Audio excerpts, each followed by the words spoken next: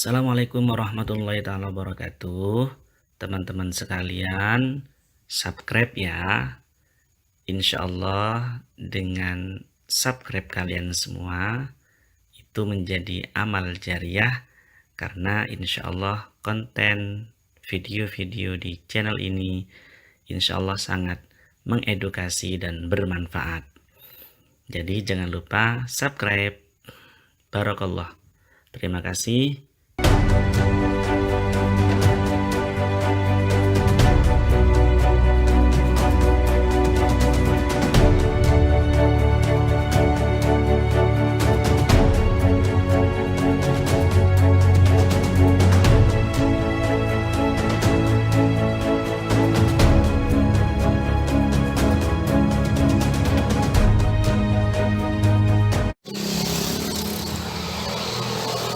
Assalamualaikum warahmatullahi taala wabarakatuh. Bismillahirrahmanirrahim. Hamdan wa syukran lillah, salatan wa salaman ala rasulillah Sayyidina Maulana Muhammad ibn Abdillah wa ala alihi washabihi wa walah. Amma ba'du. Para pemirsa, sahabat-sahabat pecinta sirah nabawiyah rahimakumullah.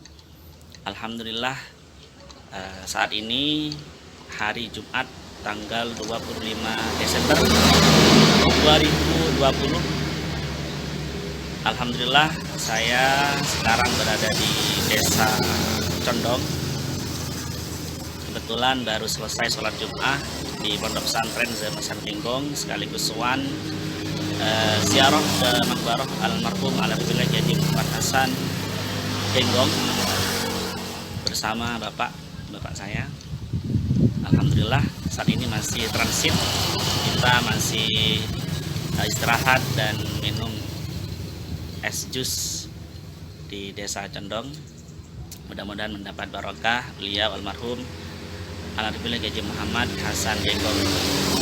Sahabat-sahabat, para pemirsa, para pecinta sirah nabawiyah rahimakumullah, saat ini tanggal 25 Desember 2020 bertepatan dengan momen hari Natal, perayaan hari besar bagi saudara kita sebangsa setanah air yang melaksanakan, yaitu dari umat Kristiani. Mudah-mudahan kegiatannya berjalan dengan lancar. Para sahabat sekalian, ada kisah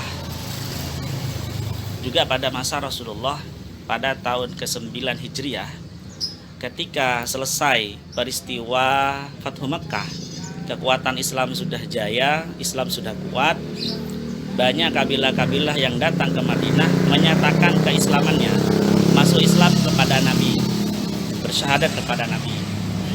Karena Nabi mengirimkan surat kepada kabilah-kabilah tersebut, Nabi mengajak mereka untuk masuk Islam. Kalau tidak mau masuk Islam harus bayar jizyah, seperti itu. Nah, kemudian salah satu yang datang kepada Nabi adalah dari golongan Nasrani Najran, orang Kristen dari Najran. Najran itu daerah antara Yaman dan Arab Saudi.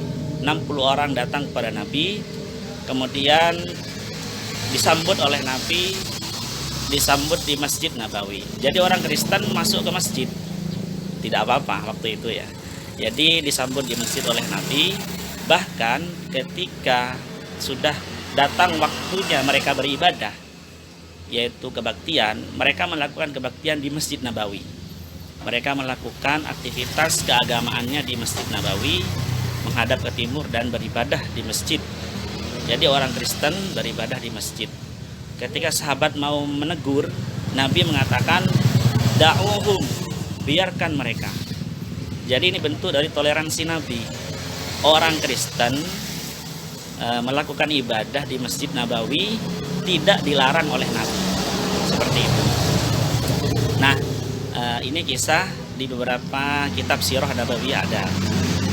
Jadi ini bentuk toleransi Nabi dalam hal akidah tidak ada toleransi, tapi ketika mereka beribadah di masjid oleh Nabi dibiarkan. Ini bentuk dari toleransi. Jadi kemudian setelah itu terjadilah perdebatan antara Nabi dengan orang-orang Kristen ini. orang Kristen ini menyatakan saya sudah lebih kenal Tuhan daripada kamu Muhammad, seperti itu. Saya lebih pasrah kepada Tuhan. Saya lebih Islam, artinya seperti itu. Tapi Nabi menyatakan tidak, kamu belum Islam karena kamu menganggap Tuhan itu punya anak. Sedangkan Isa itu bukan anak Tuhan, tapi Isa itu adalah utusan Tuhan, utusan Allah. Kemudian orang Kristen ini berdalil bahwasanya Isa itu kan tidak ada bapaknya.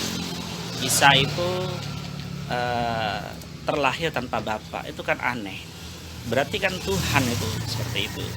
Kemudian dibantah oleh Nabi mengutip surat di surat Al-Imran ya. Di sana disebutkan bahwasanya inna masalah Isa kamasali Adam, seperti itu. Jadi perumpamaan Nabi Isa itu seperti Adam. Nabi Isa tidak punya ayah. Ternyata ada yang lebih aneh, yaitu Nabi Adam tidak punya ayah, tidak punya ibu. Akhirnya mereka terbantahkan. Setelah itu, tapi mereka tetap tidak percaya kepada Nabi. Kemudian Nabi mengajak mubahalah. Mubahalah itu bersumpah, siapa yang benar dia akan selamat, yang salah akan mendapat azab. Namun mereka takut karena mereka khawatir dia betul-betul adalah seorang nabi. Akhirnya mereka pulang, tapi tetap minta kepada Nabi tidak mau masuk Islam, tapi akan membayar jizyah. Nah, dari cerita ini sahabat-sahabat sekalian, kita bisa tahu bahwasanya ada apa dalilnya bahwasanya boleh kita toleransi membiarkan orang-orang Nasrani melakukan ibadah di tempat kita, seperti itu. Dawuhnya Habib Al-Jufri, man wasa ilmuhu qalla ingkaruhu.